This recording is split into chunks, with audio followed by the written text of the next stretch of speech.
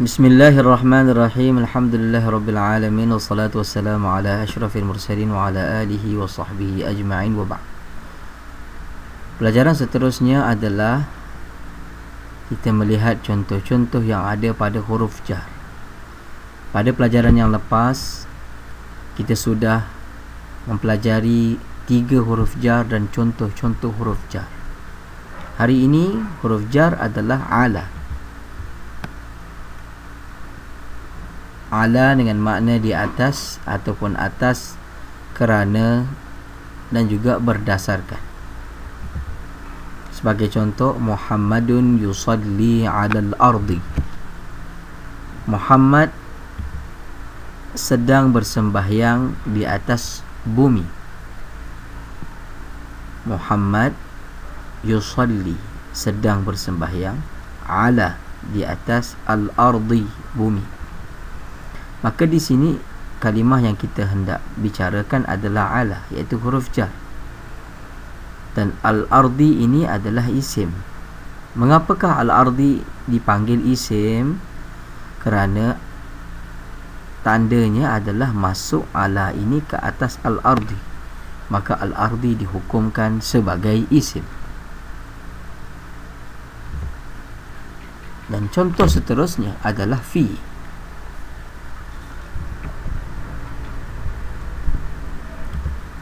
Dengan makna di dalam, tentang, kerana, pada.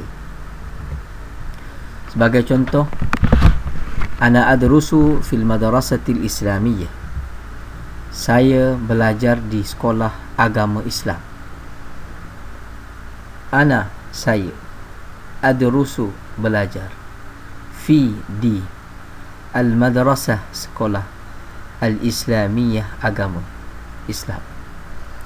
Maka di sini kalimah haraf jar ialah fi, dan al-madrasah ini dipanggil isim. Mengapa al-madrasah ialah isim? Apakah tanda yang kita hendak sebutkan di sini adalah masuk huruf jar ke atasnya. Dan apabila huruf jar ini, fi ini, masuk ke atas al-madrasah, maka al-madrasah akan dibariskan bawah seperti berikut. Seperti yang kita lihat fil madrasati. Dan huruf jar yang seterusnya adalah rubbah. Apa makna rubbah? Dengan makna banyak ataupun sedikit. Sebagai contoh, rubba jahilin dayya'a umrahu. Banyak orang yang jahil mensia-siakan umurnya. Rubba makna banyak. Jahilin dibacakan dengan baris bawah kerana masuk rubba ke atasnya, yakni dengan makna orang yang jahil. Dayya'a, mensia-siakan, umrahu, umurnya. Maka jahilin ini ialah isim. Mengapa dia isim? Kerana masuk rubba ke atasnya. Pelajaran seterusnya adalah huruf seterusnya adalah ka, dengan makna sebagai, seperti, seumpama. Ini sering kita lihat di dalam Al-Quran. Maka contoh di sini, wajhun nabiyyi kal qamari. Wajah Nabi sallallahu alaihi wasallam seperti bulan. Jadi kaf itu diterjemah dengan seperti. Seperti bulan. Maka dia masuk pada al-qamar. Al-qamar ini ialah isim. Mengapa dia isim? Kerana masuk kaf ke atasnya. Dan bila dia masuk ke atas al-qamari, dia membariskan bawah al-qamari. Okey. Satu lagi, kalau kita lihat secara detail, pada al-qamari ini terdapat bukan hanya satu sahaja tanda-tanda isim. Dia ada kaf, tanda isim. Alif lam, tanda isim. Baris bawah, tanda isim. Maka pada lafaz kal qamari ini terdapat padanya 3 tanda isim. Cuma di sini kita nak highlightkan kaf. Maka kaf di sini merupakan tanda isim bagi al-qamar. Huruf seterusnya adalah li, yang mana milik, untuk, kerana, kepada. Contoh, alhamdulillahi, segala puji itu milik Allah. Segala puji itu milik Allah. Alhamdu, segala puji. Lillah, li dengan makna milik. Allah, milik Allah. Maka lam ini masuk kepada kalimah Allah, maka dia membariskan bawah Allah. Maka Allah ini kalimah isim kerana masuk lam ini ke atasnya. Maka huruf seterusnya adalah bi dengan sebab terhadap pada di. Seperti contoh yang mungkin kita boleh gunakan, qata'tul lahma bis-sikini, dengan makna saya memotong daging dengan pisau. Qata'tu, saya memotong. Al-lahma, daging. Bi, dengan. As-sikin, pisau. Saya memotong daging dengan pisau.